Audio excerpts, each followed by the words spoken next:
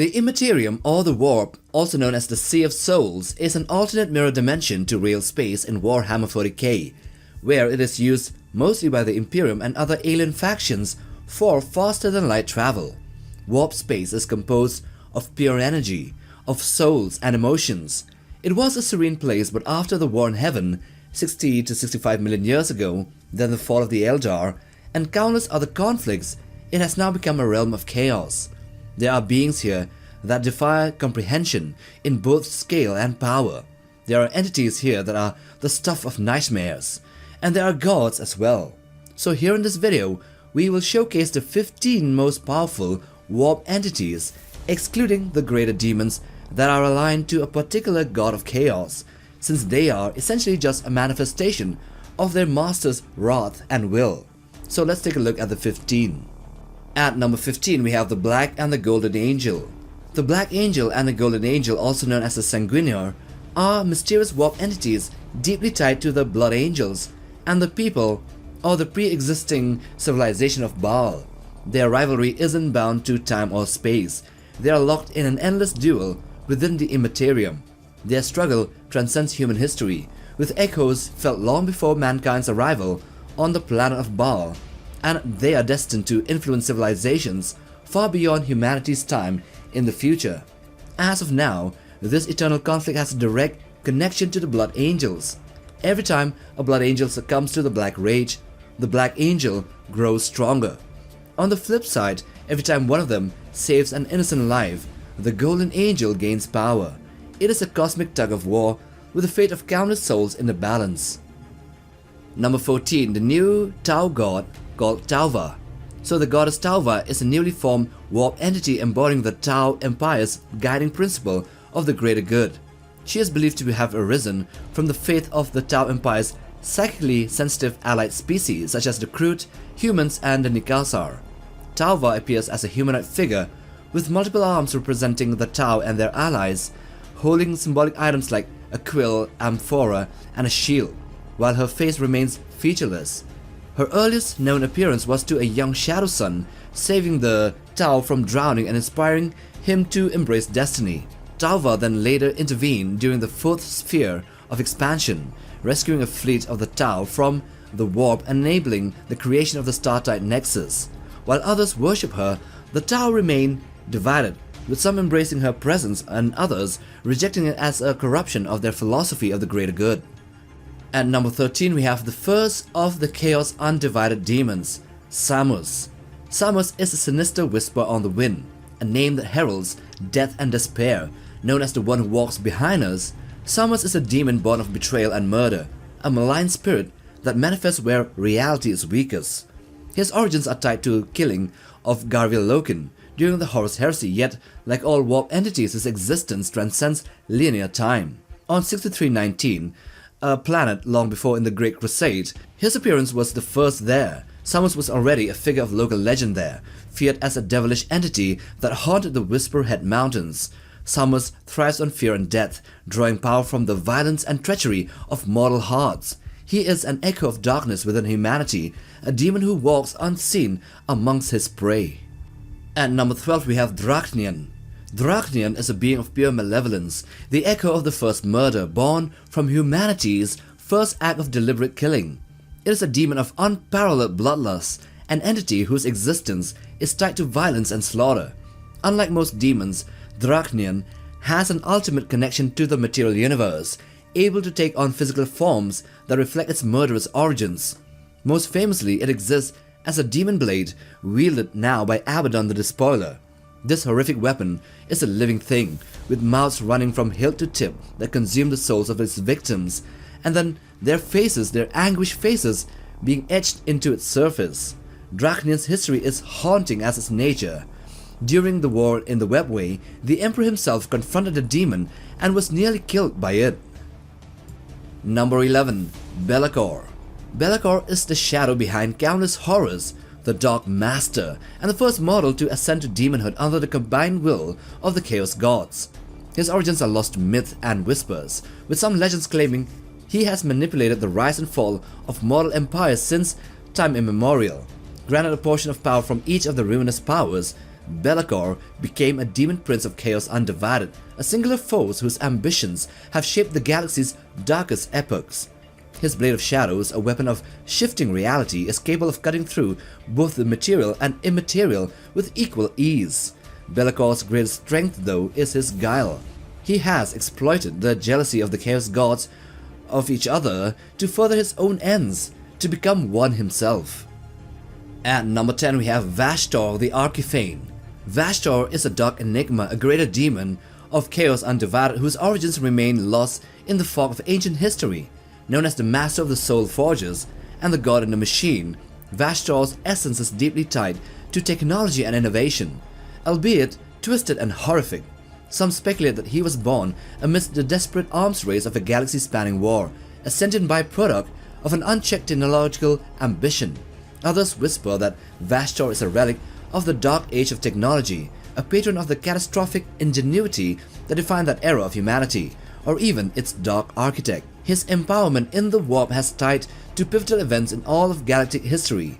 Vastor's ambitions are colossal. He seeks nothing less than ascension as the fifth major chaos god. Number 9. The Elder Gods. Starting with Isha. Isha is the nurturing figure in Eldar legend, embodying fertility, healing, and the cycle of life. She is the mother of the Eldar race, weeping for her suffering as she inspires the creation of the barrier between the mortals and the gods. Her tears are said to have formed the spirit stones that now shield the souls of her children against Slaanesh. She is no doubt the weakest of the Elder Gods, but still leagues above any demon, since she is a god. Duh. During the fall of the Eldar, Isha was claimed by Slaanesh, but later rescued by Nugle, the chaos god of decay, and now she is imprisoned in his garden and endures his twisted affection. Number 8. Kigora. Kigora, the enigmatic laughing god, stands apart from the rest of the Eldar pantheon. He is a trickster deity. Much like Loki, if you think about it, he revels in mocking both mortals and gods, delighting in their prideful mistakes. He is a figure of contradictions, mischievous yet cunning, sinister yet protective.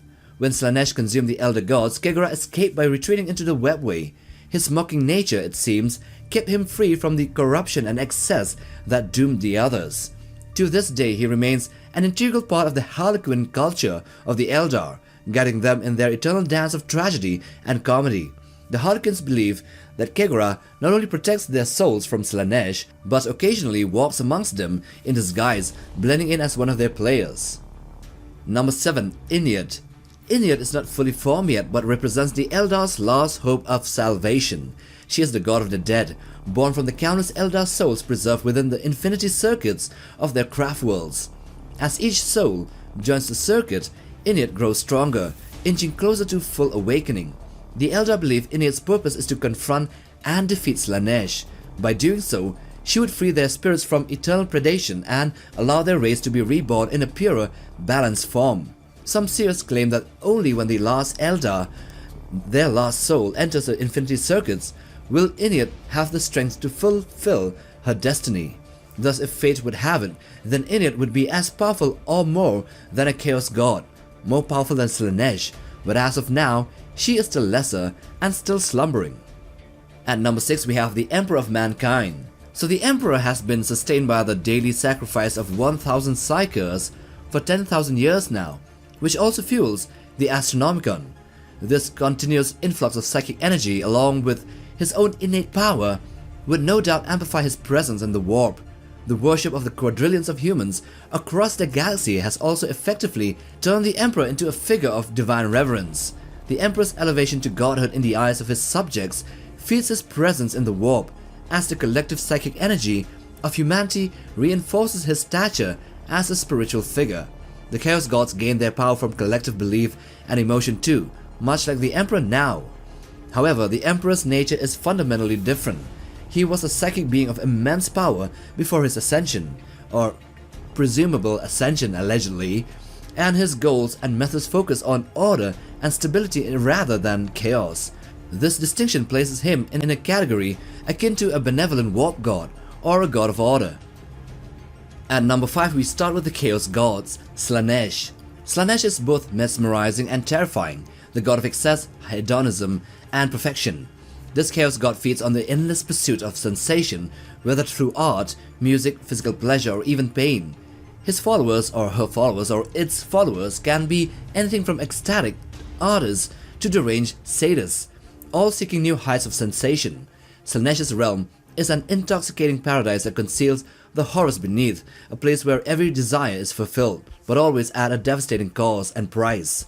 Slaanesh is the youngest of the Chaos Gods, born from the collective excess of the Eldar race, and its hunger for new sensations is insatiable. It is the youngest of the Chaos Gods, well, in real time relatively speaking, and we would rank it as the least of the 4 Chaos Gods. At number 4 we have Nugle. So Grandpa Nugle might seem the grossest of the bunch, but he's also oddly the most comforting. He is the god of death, decay, disease, and despair, but he presents himself as a disturbingly benevolent figure. He sees pestilence as a gift, strangely. His realm is a grotesque garden, teeming with pestilent growth, and his demons are as jolly as they are horrifying. Nugle feeds on hopelessness and the acceptance of inevitability. His followers are often those who have given up on life as it was and has embraced his blessings. He loves his children, the diseased and the damned, showering them with revolting gifts like boils, weeping sores, and immortality through decay.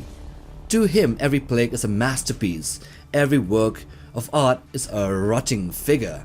It can be argued that in the end of it all, Nugle would become the most powerful of the Chaos Gods. Number 3. Zing. Zing is the puppet master of the Warp, the god of schemes, magic, and knowledge, and ever-changing.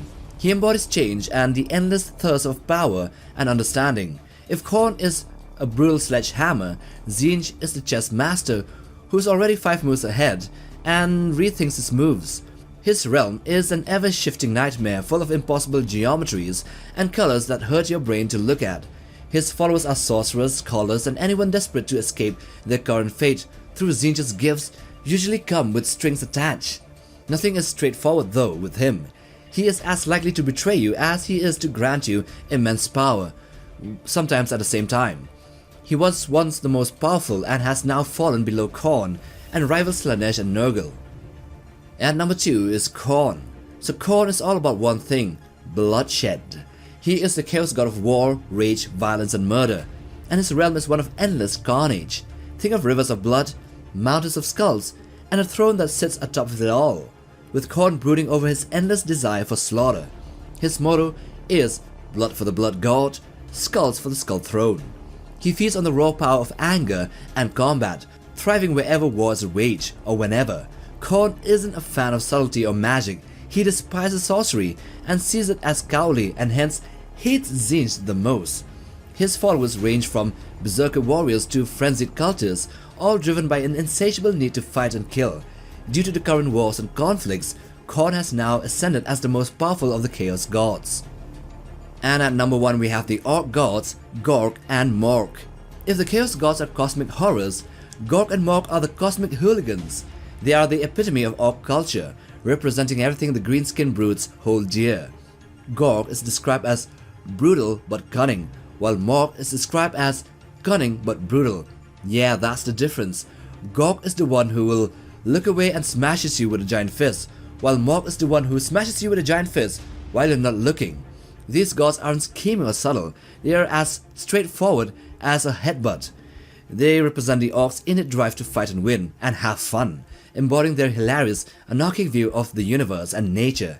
They are the ultimate patrons of having a good krumpen, and enjoying every second of it. Due to the orcs being the most numerous of all life forms in the galaxy, these gods of theirs are also the most powerful potentially. So those are the 15 most powerful warp entities and beings of Warhammer 40k. So if you like this video, then watch this other one too, and if you want to browse for other sci-fi and Warhammer content, then check out our channel. So subscribe and like for support, and yeah, while you're at it, bang on the bell icon for notifications on new video uploads. Till the next time, take care, boys.